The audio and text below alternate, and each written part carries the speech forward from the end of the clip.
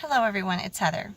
It is the middle of October and it is a gray, rainy day. We've been having quite a few of those lately. The leaves have turned color on the trees and they are starting to fall off now. And I am sitting outside Ben's elementary school waiting to pick him up from school. And I thought I would take a few minutes to see if you guys can help me with a dilemma because I have been struggling with this for quite a while. Okay, here's the deal. In some of my earlier videos, most notably my traveling as a single mom, which was kind of my premiere video for my channel, Heather Travels, I told you that we had 3 cruises coming up. The Mariner of the Seas in August, which we did, and that we were going to do a Disney cruise, a 5-night Disney Magic cruise at spring break, and we were going to do a 7-night on the Harmony of the Seas in June. Okay, I also at some point have told you that my daughter was going to be going on a 2-week trip to Europe for Flags for the Fallen with her high school group in June of 2019, and I had paid for a substantial amount of that trip already. And anyway, none of that is happening now. Okay, so first thing that happened was we got the season announcement of our theater season. I've talked about this before, and we're going to be doing Beauty and the Beast in March, and the weekend that it's going to be is going to be the first weekend of our week of spring break with the 2 weekends on either side. And Megan would really like to do Beauty and the Beast because she loves that show. She loves Beauty and the Beast, and you know, she'll hopefully get a part, at least in the chorus, if not something better. And so that kind of that messed up our ability to do that Disney cruise because we would have had to have left by then. So I had canceled that Disney cruise already, and now our plan tentative is to go to Disneyland at spring break because we can do that in a shorter, flexible amount of time. I have nothing booked for that except I have a hotel reservation. That's it. The June Harmony of the Seas cruise, I've switched multiple times. I changed it to Allure of the Seas in August. I changed it to another 4-night on the Navigator out of Miami. I switched to, at one point I was going to do a Carnival out of New Orleans. I've done a whole bunch of switching with that. I cannot decide what to do. Andrew would really like to go on a cruise. And he's graduating from college in May, and I would really like to do that for him because we haven't done anything together since our Disney cruise in March of 2017. And he's graduating from college, and I had talked about how I think that would be a really nice tradition if we could all go on a family vacation, or if I could do something with the kids individually. Okay, that's a whole nother dilemma. I'll come back to that. So anyway, right now I have no cruise booked at all. I've changed my mind like 10 times. I can't figure out what I want to do. I had my heart set for a little while. I found this 7-night Northern Europe, Baltic States cruise on Serenade of the Seas that I thought would just be awesome for Andrew and I to do together. And then I ran into the dilemma of I just don't feel like I can leave the other kids. They're not quite old enough to stay on their own. They don't want to stay with my parents. And I figured out we'd have to be gone like 11 nights. And that's just a really long time to be gone. And I just don't feel comfortable with it.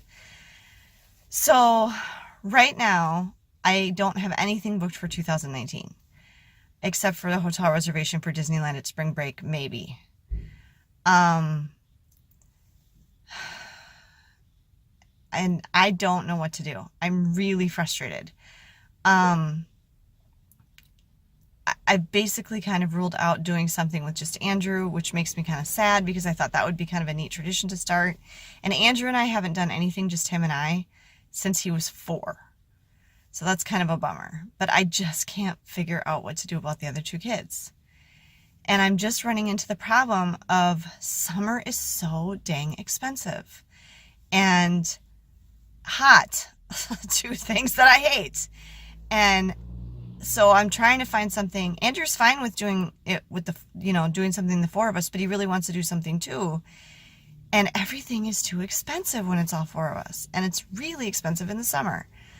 I mean, the same cruises in the summer are like almost twice as much as they are in the winter. And it's just ridiculous. And flights are probably going to be more expensive too. So anyway, and then I had this idea because one of my things on my wish list was I've always wanted to do Disney World and then a Disney cruise. And so I thought about doing that. For the 4 of us to do that, it's going to be like $9,000. So there's no way. I can't afford that. Harmony of the Seas, when I went to look back and rebook it, I think I had it booked in June originally, and now I was looking at August because there's another show Megan wants to do in July. She wants to do Peter Pan. So she doesn't want to be gone in June or July. Oh, sorry. Well, let me finish that thought. Harmony in August, when I tried to book it, was going to be like $8,000 for the 4 of us. A couple weeks ago, Megan decided that she did not want to go on the Europe trip. I was not surprised by this. I had been sensing for a while that she wasn't comfortable with going. She is still pretty young to do a trip like that. She's only 14 and she's going to just have turned 15 right when they go. And I didn't go to Europe for the first time until I was 17, and I was staying with a family the whole time. And I definitely felt more confident going when I was 21 than I did when I was 17. So, and I talked to somebody else and they said, yeah, that's too young. That's when they went, and it was too young. She's going to be nervous. She's got a lot of anxiety about it. She's got worries about different things. She doesn't know anybody else that's going on the trip. She's up at the high school now, and she realized when she went to the first meeting that she actually was able to go to, because last year she couldn't go to the meetings because she was still at the middle school, and they were always during school. And she went to the first meeting and she realized she didn't know a single person that was going, and she just wasn't comfortable with that. And she really wants her first time going to Europe to be with me. And I wanted that too. Now that's a whole nother dilemma, is when can I take her to Europe?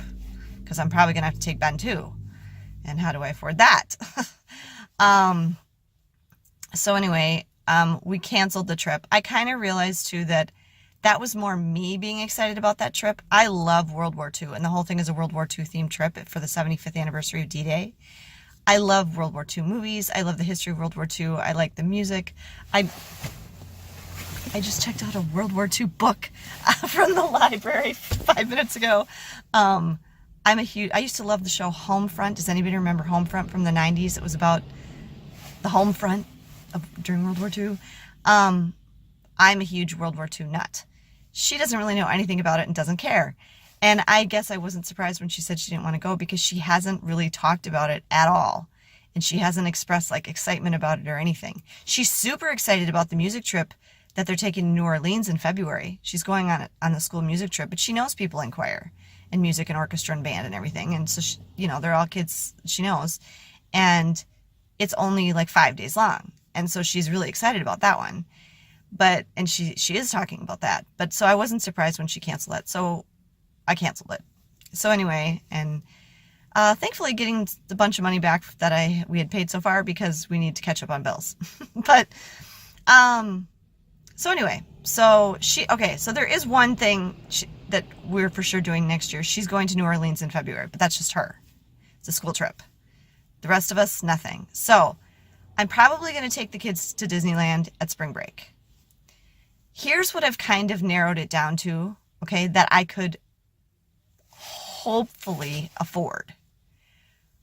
We go on the Allure in August for 7-night Eastern Caribbean, which Andrew would like to do.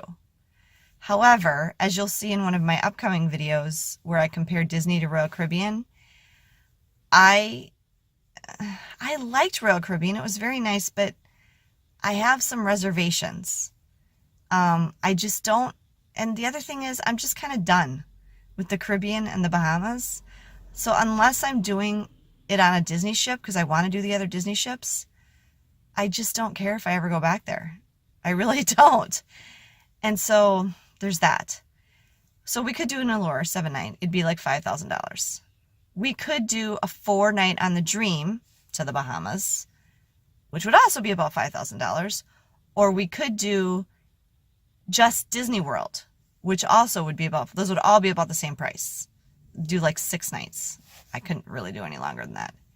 My biggest concern about the Dream I would love to do that is I don't think Andrews is keen on it. The kids would rather do that. But I can get that same cruise at a different time of year for way cheaper. So that kind of pains me to spend that much when I know I can do it a different time cheaper. And then the other idea was to just go to Disney World. But is that stupid if we just went to Disneyland? Well, Disney fans are going to say no, especially people with season passes. But if we went to Disneyland in March, is that too much Disney in one year? I don't know. Also, Star Wars Land won't be open yet, and Andrew wants to see Star Wars Land, although he said he'd go anyway, even though Star Wars Land wouldn't be open yet. Just be an excuse to go back. But, oh, sorry, I forgot something. Andrew's going to Italy in January. So Andrew's going to Italy in January. Megan's going to New Orleans in February, but Ben and I have nothing booked. Okay, and then Disney World, the other concern I have is that it'll be so dang hot.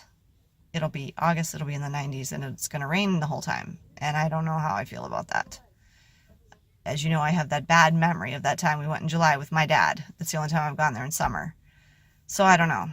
And I don't know what to do. The only other cruise I could find that would work for our dates, because we're trying to squeeze this in between Peter Pan and Andrew starting law school, is what we're doing, is there's a 5-night Bahamas on Grandeur of the Seas.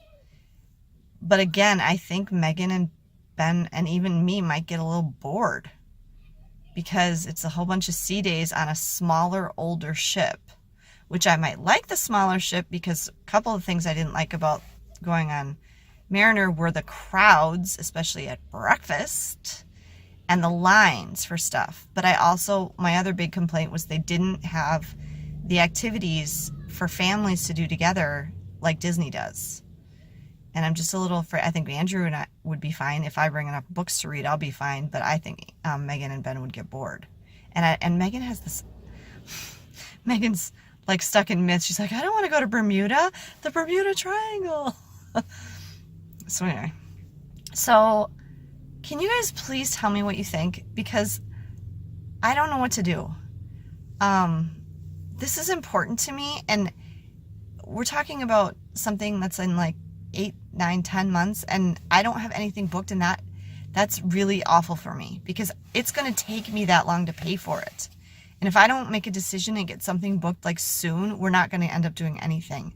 And then I'm going to be really sad. And I just cannot decide. And Andrew's no help. He's just like, okay, whatever. I'm up for whatever, but I don't know what to do. So I'd really appreciate your thoughts and suggestions, and yeah. Okay? Safe travels.